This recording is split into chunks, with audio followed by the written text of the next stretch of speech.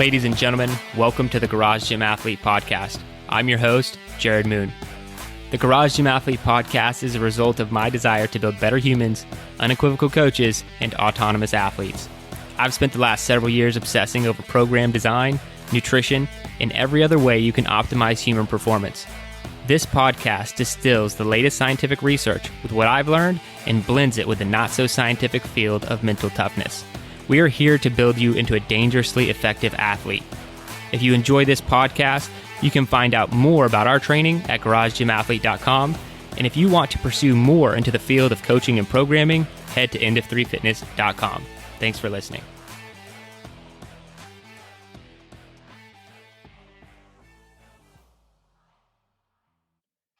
All right, ladies and gentlemen, welcome to the Garage Gym Athlete Podcast. Jared Moon here with Joe Courtney. What's up, Joe? Hey, how's it going? It's going pretty good. And then we have Chuck Kaiser. Is that correct? That is correct, sir. Got it all right.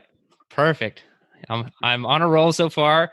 There you go. In these interviews. So I'm gonna hand it over to you right away, man. Just give us a quick intro. What you do for a living, training, all that good stuff. Sure. So I'm a husband and a father. Very active in my church. Lead a small group for our youth group ministries. Teach in children's ministry.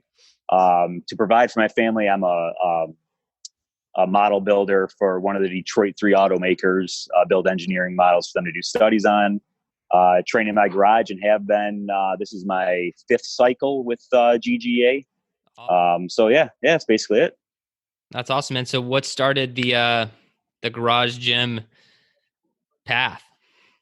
Well, so I'm 46 now. 39, had some life events happen that allowed me to hit the reset button a little bit, and started working with a personal trainer. Then discovered CrossFit and did CrossFit for a couple years. But I drank the Kool-Aid big time, and I had to have like a CrossFit gym at home and at the CrossFit box. Nice. So I went and bought squat rack and bumper plates and bar and a C2 and all kinds of stuff. And, because I wanted to do CrossFit like 24/7, so that got a little bit of a garage gym started. And then at some point I sold most of that equipment and, decided I was going to do strictly in the gym. And I was going, actually kind of switched my tack to Strongman Training. And there was a really good gym locally and was doing that. And then just circumstances just decided that garage gym was the way for me to go. So started reacquiring equipment and full-time garage gym guy now. That's awesome, man. Strongman Training, it's just fun. It's so much fun to absolutely do that stuff. Like anytime I get around, either a strongman equipment I don't normally have access to, or if I just kind of want to mess around, with like loaded carries or like a yoke walk or things like that. It's a lot of fun to try those events out. Are you still sprinkling that in here and there? Yeah, actually. So like I said, I'm 46 now, and decided on this past birthday that my big goal is when I'm 50, I'm going to Iceland and I'm going to lift the Husafell stone. So I did get, I got a loadable Husafell stone for an early Christmas present. I've got a keg and some sandbags and just love to do lifting stuff, like carry stuff like that. I got a taste of strongman when I was doing CrossFit and just fell in love with it and have done a couple of competitions. But yeah, like you said, it's just fun to do, to lift heavy stuff and carry it. Yeah. I mean, and so it sounds like, I don't even know if I need to ask this question. You said you wanted a full on CrossFit gym at home and you got strongman equipment. So what is your setup like? Anything and everything? Yeah. Honestly, it is, I'd call it semi-basic. I've got a S2 squat rack with pull-up bar. I did get an Echo bike, I think in the spring. Love and hate that thing. Right. I sold the C2 I bought originally. I sold and been very patient, and I actually found one for $50, a Model C on Marketplace. That's incredible. Oh man, it was a score. It was one of those things where it's like, this isn't real. And sure enough, I went out there and there it was, $50. The computer didn't work, so I bought a PM5 for it. And so I'm $250 in on this thing. Works like a dream. Love it. The Tractor Supply, horse stall mats, enough weight right now. Getting pretty close on the deadlift. I might have to get a couple 45 plates. But like I said, sandbags, I got a keg to carry. I got the loadable stone now, some kettlebells, some med balls, box jump, box for box jump. So rings, bands. So it's fairly well equipped for me. You got everything, man. It sounds like you have everything that you would need. And, I think you're one of the first people I've heard or noticed mention the mats on the floor, because that is a significant purchase, especially if you, like, I just did that in my garage over the last 2 weeks, really. I had a bunch of mats that I luckily got for free. There was this t-shirt company that was closing down, and they had to get rid of all of these rubber mats. And so I got a bunch, but I needed to fill out the rest of my garage. And so I went to Tractor Supply. I'd purchased them before, but I didn't have to purchase so many. And I was like, man, this is a significant cost just for the flooring, but I think it really does make a difference. Oh yeah. It feels like you're in a gym, Yeah, that's exactly what my wife said. She was like, because every square inch of my garage is now black matting. And she's like, it actually feels like you have a gym now, not just like this place tucked away or whatever. So I think that's really big deal. It's cool. That's awesome, man. So, sounds like you said you had some life-changing events, got you into this. So the big goal, can you get into the stone a little bit more? Maybe explain people that, maybe weights, and all that good shape. stuff. I'm actually not even sure about what it is.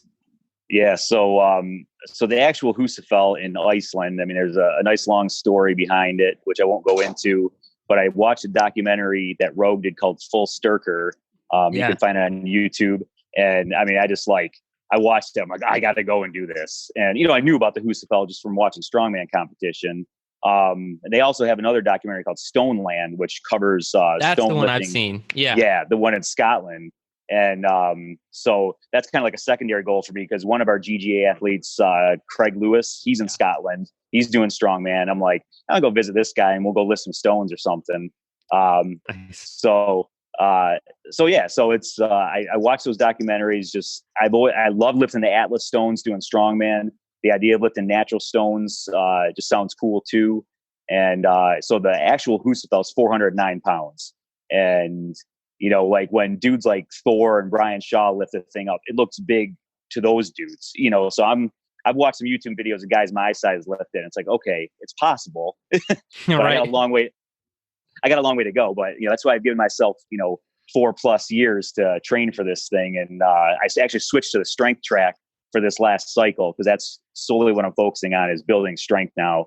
And kind of it. That's awesome, man. That's just a cool goal. You have to go to a certain place. You have to lift a certain thing. It's a really cool. I might have to steal that goal from you at some point in my life. Hey, anybody's invited. 2023, probably somewhere around August. I'd love to have a big stone lifting party in Iceland. Any excuse to Iceland, that'd be fun as hell. Yeah. Yeah, it looks keep awesome. me in mind as you start planning the trip. Shoot me the details. For sure. Awesome. All right. So what were you doing? You mentioned CrossFit, but was there anything before that, pre-garage gym, fitness-wise? What were you into? Yeah, in and out. I started playing hockey out after high school. And so, that was my fitness, was just playing hockey. Every once in a while I'd get a bug and, get a membership to some Globo gym and go for 2 weeks and then give up. So never really had any sustained fitness throughout most of my life until, late 30s, early 40s. That's awesome, man. Well, you're into it now. Crushing it. Yeah, man. All in. And what do you say the biggest struggle is day to day now being a garage gym athlete? It's certainly making time. I train after work. I leave for work at 6 in the morning. I'm up at 5. So to get up any earlier and try and fit that in before I leave would be next to impossible. So it's it's coming home and then giving my wife a kiss, giving my daughter a kiss. I'm like, okay, guys, now you're not going to see me for another hour. And so that's a struggle, but my wife's very understanding, incredibly supportive of my goals. My nutrition, she does all my food prep. she also trains, so she understands. So that's one of this time of year in Southeast Michigan. I live in the suburbs of Detroit, and it's getting cold. And I struggled last year with that. But this year now that I have that goal, I'm just determined. It's like, I don't care. I like put on the layers, put on the gloves, put on the hat, and just get out there and get after it, It's funny how a goal can do that. That's a big reason I like doing that 100-mile bike race every year, because there's no especially the closer you get to it, there's no jacking around, because right. You're not going to go all the way to Iceland and not lift that stone, right? Like exactly. You're going to put the work in. We didn't even talk about where you're from, man. I kind of skipped my mind right at the beginning. So Michigan, dude, what's the weather like there? Yeah, so it's cold. Yeah. It's wintertime can be very brutal at times. So far this year, it hasn't been too bad. There's like a dusting of snow on the ground, which is kind of normal for this time of year. January, February can get super brutal, like wind chills in the negatives, and, that little propane tank top heater I have doesn't, it'll go from like -15 to -14 maybe while I'm out in the garage gym. That's crazy. You just got to suck. It's part of, what you guys talk about, killing comfort and the mental toughness thing. It's just like, if you really want to see the results, you got to go do it, So this year I'm just kind of like determined, just suck it up and go do it. That's great. All right, man. So how do you like training in your garage? I love it. I can control the music. I can control what I'm doing. I don't have to wait for any equipment. There's not the temptations in the gym of, women working out in their underwear, basically. It's just things like that I'd rather not be around.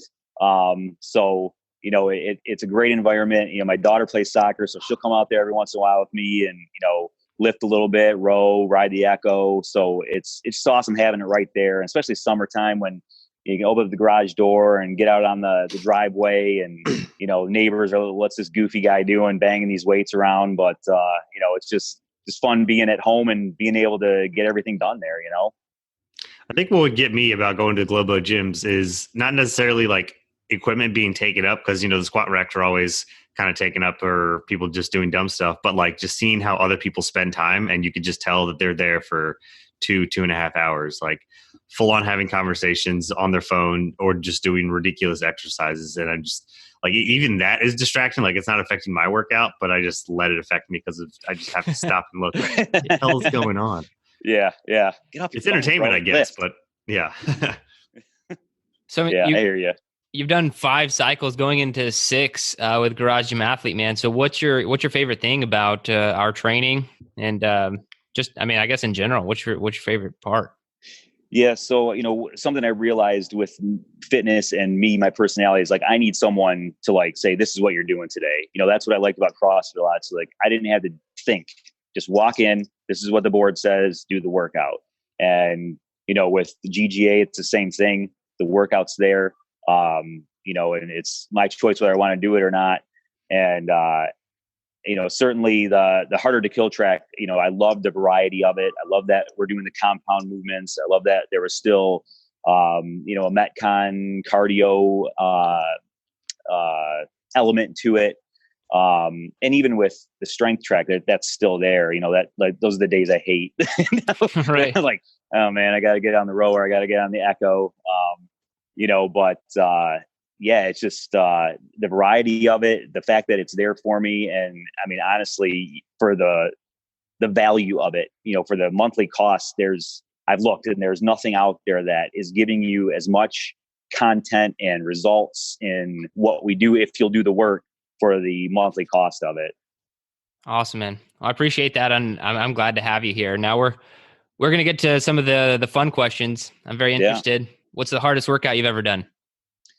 So I thought about that and I was like, oh, there was some open workouts, blah, blah, blah. But then I remembered back in 10th grade, which is a long time ago, late 80s, I went out for the tennis team at school and, basically had no conditioning, nothing. And this coach we had, I don't know that she cared that we could play tennis, but she was going to make sure we were conditioned.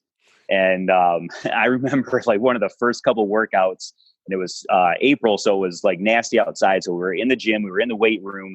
I remember we were just running in place, and it seemed like forever.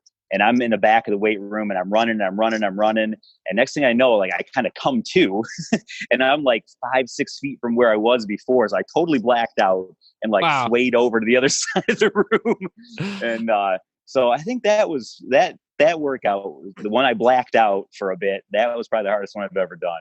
Yeah, I think that's the trump card. Like it has to jump to the hardest workout you've ever done. If you lost consciousness during the workout, that's up there.